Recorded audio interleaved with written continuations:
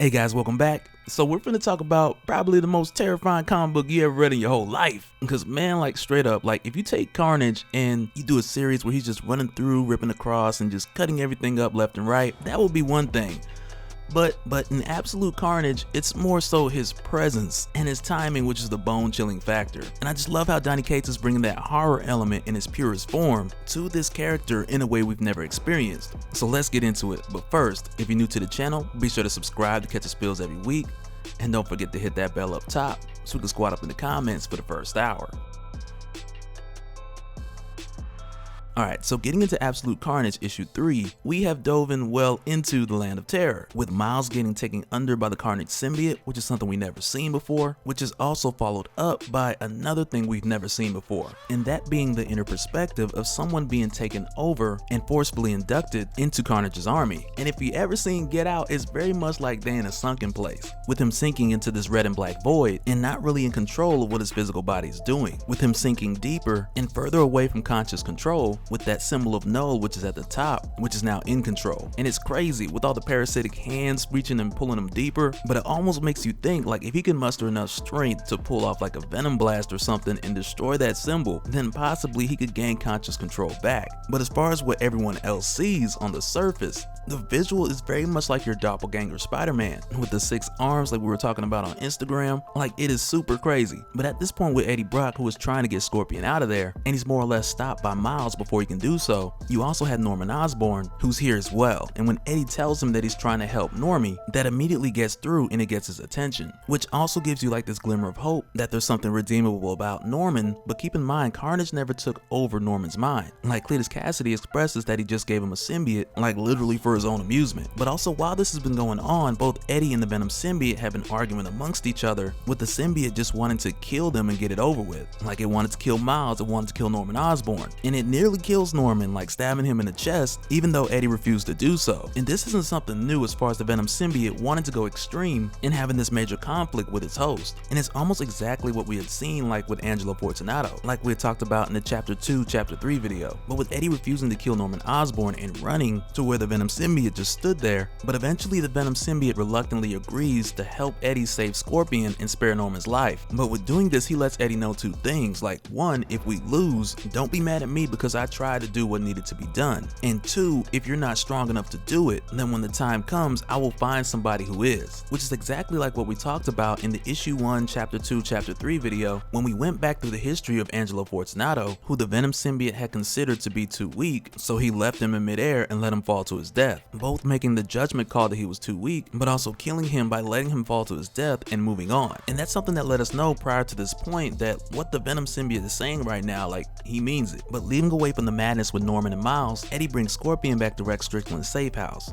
which, as you guys know, a lot has been going on here. And at this point, Eddie is just now walking into it. But with things like the Maker becoming the hybrid symbiote, to where Spider-Man came back just in time with Wolverine, Captain America, and the Thing in order to chase him away, we also find out that they called in Dr. Banner in order to figure out how to use this machine that the Maker has built so they can continue with the plan of extracting codices so that everybody else doesn't have to have their spine ripped out. And so when Eddie arrives here, at this point, Normie has already went in to undertake the procedure to have his codex removed, which Banner was able to do successfully. But after doing so, Normie's going to be under for a few hours so that he can recover from this exhausting process. And in case you guys were wondering, Banner, who is much better than the Maker as far as caring how people feel and going through a process like this, like he actually sedates them before they actually go through it. So just rest assured, Normie didn't go through what we had seen the others go through who had used this machine prior to this point. But from here, Eddie makes sure that he makes arrangements for Scorpion to get medical attention that he needs, because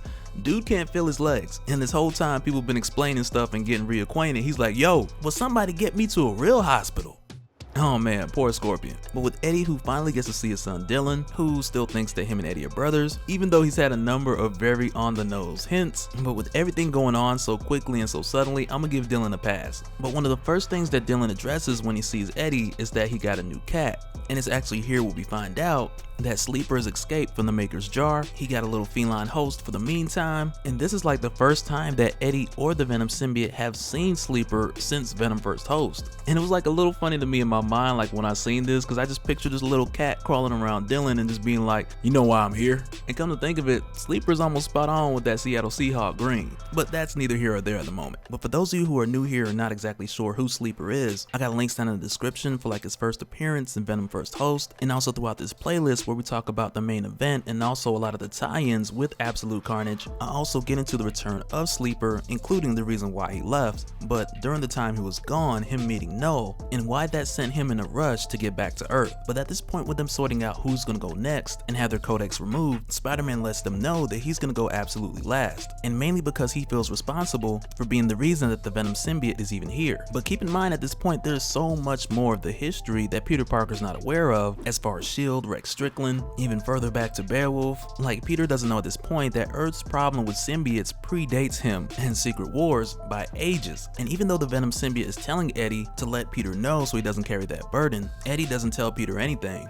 He just allows Peter to believe that, and he tells the rest of the guys like, okay, who's next? Which is a slight bit of funny behavior on Eddie's part. But amongst everyone here who's had a symbiote before, there is one person in this group who hasn't, and that of course would be Dr. Banner, who we've technically seen with the symbiote before in like a what if series where what if the symbiote took over Spider-Man, which is technically your alternate reality, Earth 1089, and this was like your closest thing to the Hulk actually getting a symbiote, though your 616 Hulk didn't. But the way that this what if issue went down was pretty crazy, especially with at the time the main two people who fought against Spider-Man being Thor and Hulk. They were pretty much the same two who showed him the way to the symbiote inadvertently. But while Eddie's standing here and Captain America is like inside the machine and likely having already underwent the process, but like Banner stated, he'll need time to recover, in hours in fact. But it's here where Peter comes to check on Eddie and see if he's okay, but also ask him when is he gonna tell Dylan the truth about Eddie being his father. And this whole time it's like Eddie's listening, but he's also tapping on the glass, which that tapping then turns into scratching, and then the real Eddie just runs into the room telling Peter to get away from Eddie, because this whole time that wasn't Eddie and it's actually Carnage. And dude, like he's probably been here for hours, likely just slipping from room to room and shifting his appearance and just fooling with everyone, just toying with them for who knows how long. But when they finally figure out that this is Cletus Cassidy, he gives them the most terrifying speech, personifying that the things they fear, like death, madness, and darkness, that he is those things. They molded him before birth, and you know his name. Now scream it. And I was just like, oh my god, because right when he said that, his whole army just comes busting through the walls, and it's like, dang it, the one place that was safe, like this safe house had one job. So it's like, forget being safe, like you hardly a safe house. So many people done busted in and out of this place, like you're not even a house no more. But at this point with the Venom symbiote, it's like with Eddie, it's go time. Eddie does not move, and the Venom symbiote is like, you know what, forget it. And much like we had seen with Angelo Fortunato, the Venom symbiote says, look, if you're not strong enough, I told you I will find somebody else who is. And the Venom symbiote jumps on Dr. Banner, the Immortal Hulk. Oh my god. And initially nothing really happens, so Carnage is like, oh okay, that was disappointing, and he turns his back from him because he just figures, okay, you brought some other guy, I'll snatch the codex from him later, because prior to this point he's the only one here that I didn't come for. But when he turns his back, he gets smacked with a green and black blur, and it really makes him pause for a minute, and he lets them know like, okay, wait, I felt that. And to his unpleasant surprise, the Hulk is wearing the Venom symbiote for the first time. And if you guys have not been reading Immortal Hulk, first of all, shame on you. But secondly, like this is insane, because if you take everything from the Immortal Hulk and everything that's new with the Hulk, and you take that with everything that's new with the Venom symbiote, like just imagine this guy flying through the air. Like, man, like this is going to be absolutely insane. Like, I cannot, my brain, man, come on, man. And what's wild is like, this is the first time like throughout this series that you've seen fear, like fear in the eyes of Carnage, and that's really what we're left with until issue 4. But real quick, I kind of want to go back and talk about like the what if issue where the Hulk had taken the symbiote, or better yet, where the symbiote had taken the Hulk. Because back in What If Volume 2 issue 4, I believe it was, when this happened, it was a scenario when the symbiote had taken over Spider-Man, and Dr. Connors, who ran the test and confirmed it, he had diagnosed Peter, letting him know, and Reed Richards attempted to remove it, and from there the symbiote just went ham. And with Doctor Strange pulling the Hulk into the fight, who at the time was like fighting Thor, the symbiote had jumped from Peter Parker to the Hulk, but with doing so it had drained Peter Parker, causing him to age rapidly, which eventually then led to his death. Because in this reality, Earth 1089, Peter didn't die immediately after, but not long after he did die of old age because they couldn't find a way to fix it, at least not in time before he passed. And mind you, this Venom Hulk, like this entire time, like he's still running around. And granted, at the time, like this idea of the Hulk having the black suit or the symbiote, which really wasn't considered your Venom Hulk at the time, with this happening before Eddie got the symbiote. But in this reality where the Hulk got the symbiote first before Eddie,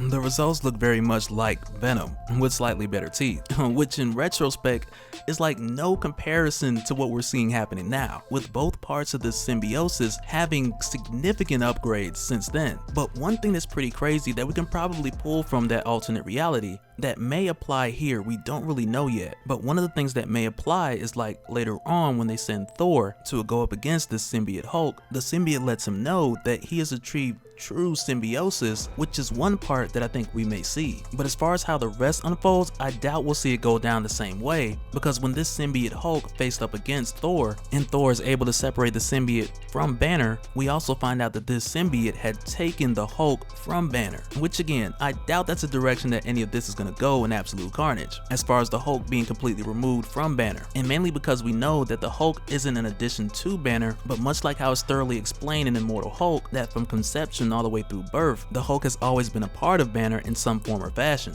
But of course, within this What If series, that same symbiote jumps to Thor, and symbiote Thor fights off Captain Marvel, which at the time was Monica Rambeau, and it isn't really ended up until later when Black Bolt shows up and just blasts the symbiote off of Thor, bringing down Mount Rushmore in the process. But that'll do it for this one, guys. Like, don't hold your breath for Black Bolt to come save the day on this one, because that's just not gonna happen. But let me know your thoughts down in the comments below, and let me know, do you think, like, are we gonna see the Hulk with wings? Is Weapon H gonna show up? And if he does, will Carnage get his hands on him? Like, just leave all your thoughts and theories down in the comments.